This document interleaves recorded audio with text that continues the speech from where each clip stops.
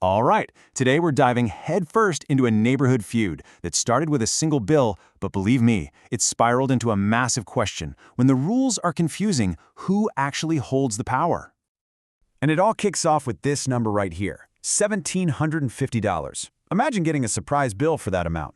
For one homeowner, this wasn't just a bill. It was the start of a full-blown showdown with her homeowners association, a fight that landed her in a formal hearing.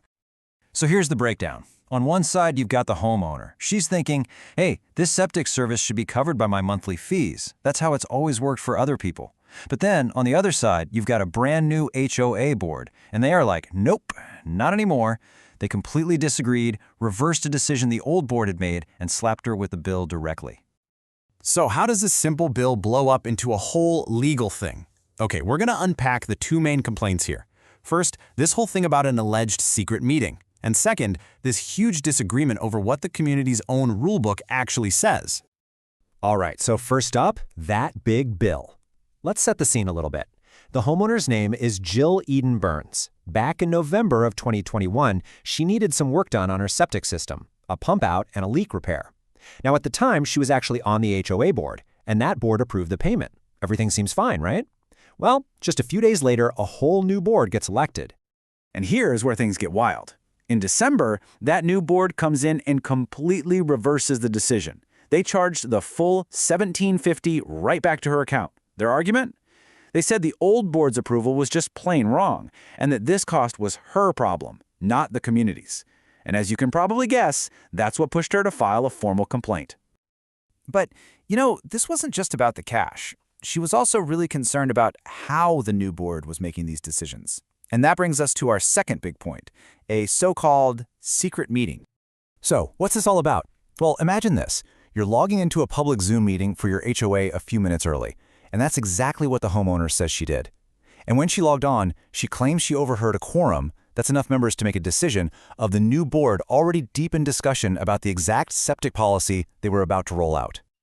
As she put it, she heard things that I probably shouldn't have heard. She testified that she heard them talking about how to push this new policy through, and that, she argues, is a huge no-no. It violates Arizona's open meeting laws, which are pretty clear. Board business has to be done out in the open. And get this, the evidence is pretty compelling.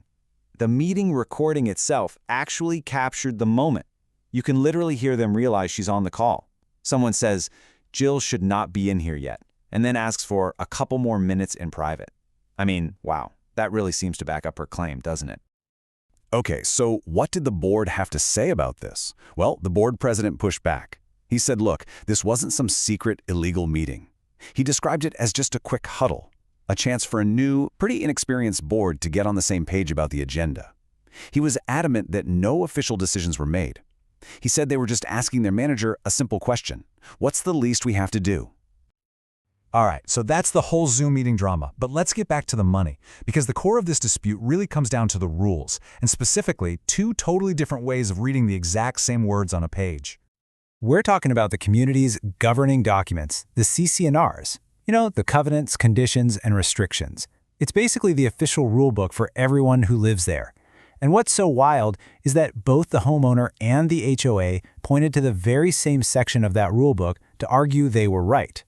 So the board's whole case really hinges on two little words, such owner. They're reading this section and saying, see, it says the HOA manages the work, but the cost is payable by such owner. To them, that means the individual homeowner, the specific person who got the repair, is the one who has to pay for it.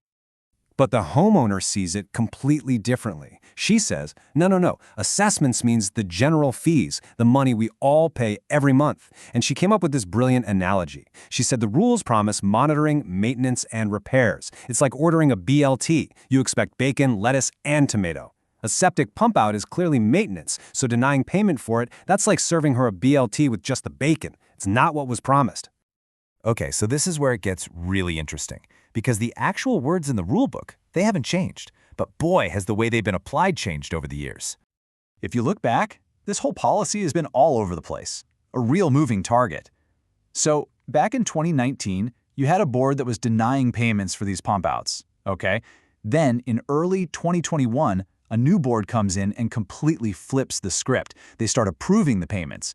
And then later that same year, the current board gets elected and flips it right back to denying them again. You can see how this total inconsistency would just fuel the fire, right? You'd think the solution would be simple, right? Just fix the confusing language. And they tried. The community actually held a vote to amend the CC&Rs and make the rule crystal clear, once and for all. But get this, it failed. And not just by a little, it failed overwhelmingly, 42-10. The homeowners actually voted to keep the confusing, ambiguous rule as it was.